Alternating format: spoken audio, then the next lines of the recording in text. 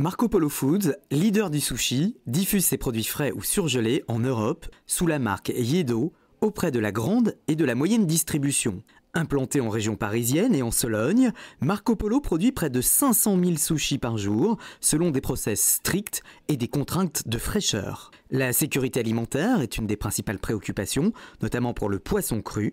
Marco Polo Foods s'engage sur la qualité avec des produits rigoureusement contrôlés. Approvisionnement et fabrication sont en permanence vérifiés, des analyses sont régulièrement effectuées en laboratoire. Compétences japonaises, logistique pointue, rigueur, contrôle qualité sont autant d'éléments qui contribuent au développement et au succès de cette société qui emploie 200 collaborateurs. Précédemment, nous avions un logiciel qui s'appelait EBP, qui gérait un petit peu toute la société en termes de stock, vente, comptabilité, etc. Mais on avait deux gros problèmes par rapport à ce logiciel-là. C'est qu'on n'avait pas une fiabilisation des informations, donc on n'avait pas confiance dans les chiffres qui étaient dans les bases de données. Et il n'y avait pas forcément une modularité du logiciel, ce qui veut dire une interface bien étanche entre la comptabilité et les modules de process, achat-vente, etc. On n'avait absolument aucune structure ERP, donc c'était vraiment utilisation sous Excel, donc peu de flexibilité, beaucoup de possibilités d'erreurs, de plantage, etc.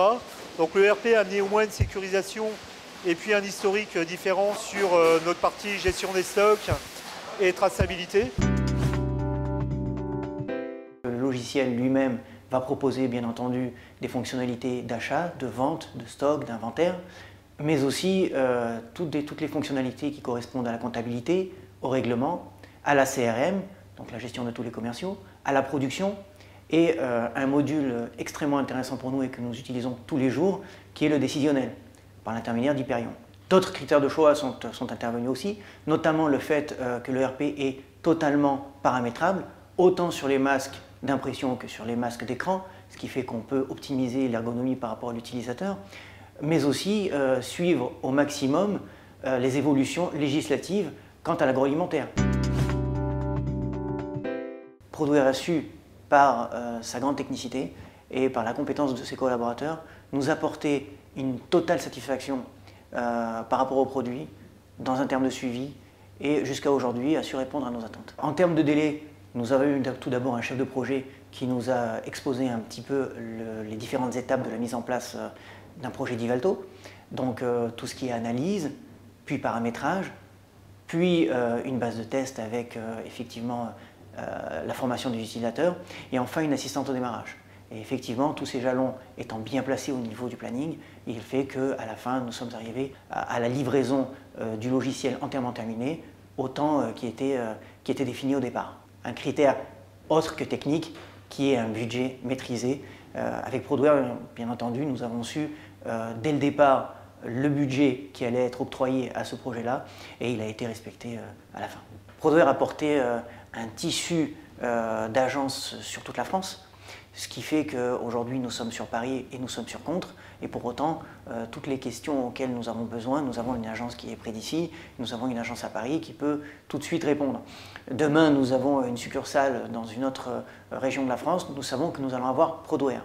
Et bien entendu une technicité au niveau de la gestion d'un projet que nous n'avions pas ici, par l'intermédiaire d'un directeur de projet, d'un chef de projet, d'une équipe de consultants et d'une équipe de développement qui ont su, bien entendu, nous suivre du début jusqu'à la fin du projet.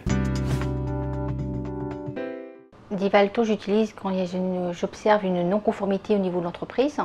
Donc ça permet que tous les services soient en descriptif d'analyse et c'est envoyé directement par mail à tous les services destinés. Si on observe une anomalie au niveau, par exemple, contrôle matières premières, la réception va noter la non-conformité, soit s'il y a blocage du lot, elle va le bloquer tout de suite et avertir le fournisseur aussitôt. On a quelques clients qui nous passent leurs commandes par EDI, c'est-à-dire que les commandes sont déjà saisies.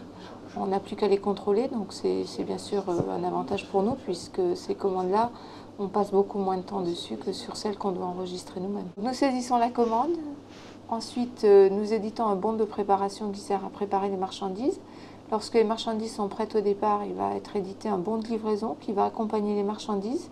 Ce bon de livraison sera ensuite transformé, tout en restant existant néanmoins dans le système, ce qui est intéressant, en facture, qui partira chez le client bien sûr pour qu'on soit réglé. Tout ça avec une seule saisie. Le Divalto, ce que je disais, a pas mal évolué ces derniers mois. Et de fait, va nous permettre, là c'est encore à l'étape de test, mais va nous permettre de saisir les commandes en live, c'est-à-dire sous la dictée du client. On arrive justement à être au plus près de notre besoin et d'arriver avec des petits développements très très simples, à coller vraiment à notre besoin, qui est un besoin de juste à temps en permanence. On est toujours en train de produire alors qu'on n'a pas les commandes et avec des départs en flux poussé, puisqu'on est sur les premiers camions à 10 h du matin avec des commandes à 9h30 qui tombent encore.